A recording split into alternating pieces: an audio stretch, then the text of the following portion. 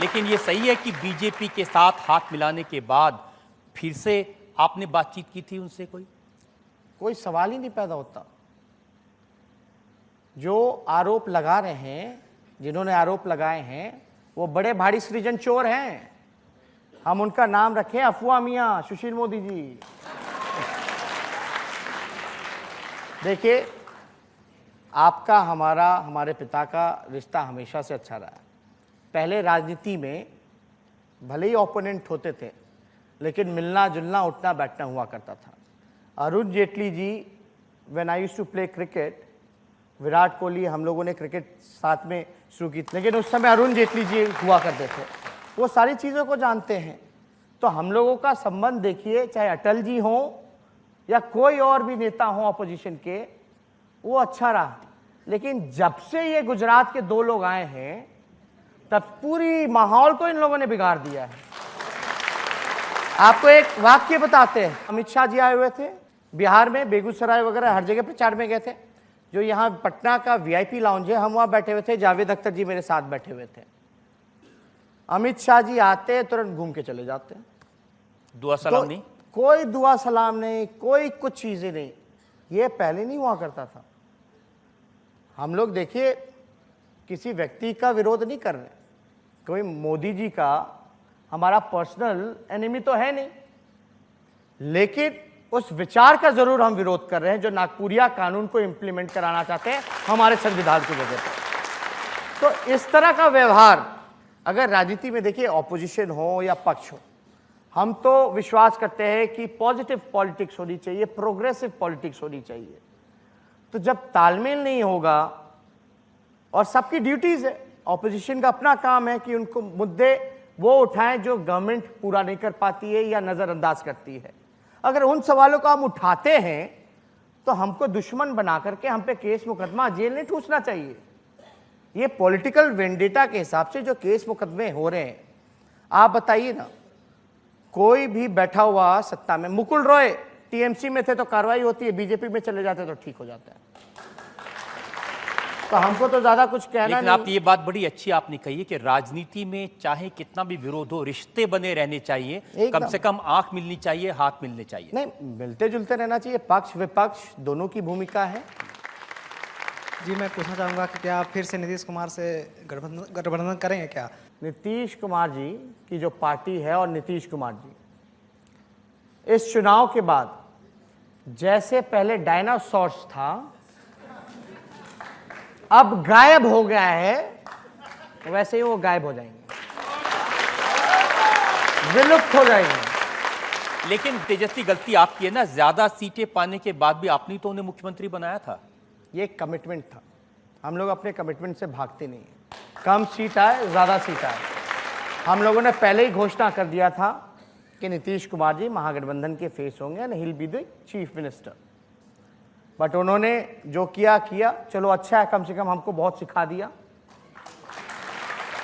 बड़ा नाम कमवा दिया। इस उम्र में भारत की राजनीति में अगर आप देखोगे तो शायद इक्का ही दुक्का मिलेंगे, हमको तो नज़र में भी नहीं आता है। अगर आप लोगों के होंगे तो याद दिला देना कि शायद किसी पर सीबीआई, ईडी, इनकम टैक्स सब है। और केस क्या है कि जब हम 13 साल के थे, जब मूंछ नहीं आया था, तो हम टेंडर घोटाला करते थे रेलवे में। हम जब सभाओं में जाते हैं तो कोई बच्चा दिखता है तो हम उसको स्टेज पे बुलाते हैं। लगभग 13, 14, 15, 16 साल के जो लोग होते हैं, उससे हम पूछते हैं, बेटा टेंडर कैसे भरा जाता है? तो बोलता है हमको नहीं पता। तो जब हम 13 साल के थे तो हमको कैसे पता होगा? मान लो थोड़े देर के लिए कि मैंने घोटाला किया, 13 साल में I was genius in corruption, ठीक है, मान लेते थोड़े देर के लिए। तो जब हम 28 साल के हो गए, बिहार के डेप्यूटी चीफ मिनिस्टर हो गए, 3 डिपार्टमेंट को संभालने का काम किया, तो बिहार के खजाने में तो कुछ बचना ही नहीं चाहिए था। लेकिन एलिगेशन इन 18 महीनों का नहीं है जब तक हम डिप्टी चीफ मिनिस्टर हैं। एलिगेशन है when I was 13 year old. तो तेजस्वी तो बहाना था, नीतीश जी को भाजपा में जाना था। अब देखिए, जमाना बदल गया, समीकरण बदल गए, लेकिन आरजेडी की इमेज आज भी यही है। यादव वोट है, मुस्लिम वोट है, माई कॉम्बिनेशन है, इससे जीतेंगे। नहीं नहीं नहीं, माई नहीं है। हमारे सपोर्ट में हर जात के, हर धर्म के लोग हैं। तो ये तो कुछ लोग जो हैं जिनको वोट को मिनिमाइज करना होता है आरजेडी का, वो जानबूझ के ऐसा कॉन्सेप्ट बीच बीच में लाते हैं। हम जातिवादी हैं, चलो ठीक है, हम मानते हैं। लेकिन प्रधानमंत्री जी अभी अररिया आए थे, उन्होंने क्या बोला कि गौ पालक मैं द्वारका से आया हूं। क्यों बोला भाई? किसका वोट चाहिए था? क्यों बोला प्रधानमंत्री जी ने? अमित शाह छोटी छोटी जातियों की पार्टी के साथ समीकरण करें तो कहलाता है सोशल इंजीनियरिंग। अगर हम वही जात की समीकरण को बनाएं तो हम जातिवादी। आप तो उनको कहते हैं वो फेक हैं, ओबीसी नहीं है, पिछड़े नहीं एकदम है। है। बताओ ना, 55 साल की उम्र में वो ओबीसी हुए, हम तो बचपन से ओबीसी।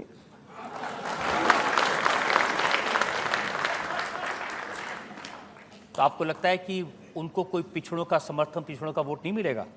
मिला था, सबका मिला था। सबका साथ, सबका विकास की बात की थी। लेकिन देश को जो उम्मीद थी उनसे, वो पूरा नहीं कर पाए। लेकिन आप तो जातिवादी सवाल उठाते हैं ना। आप कहते हैं पीएमओ में एक भी ओबीसी नहीं है।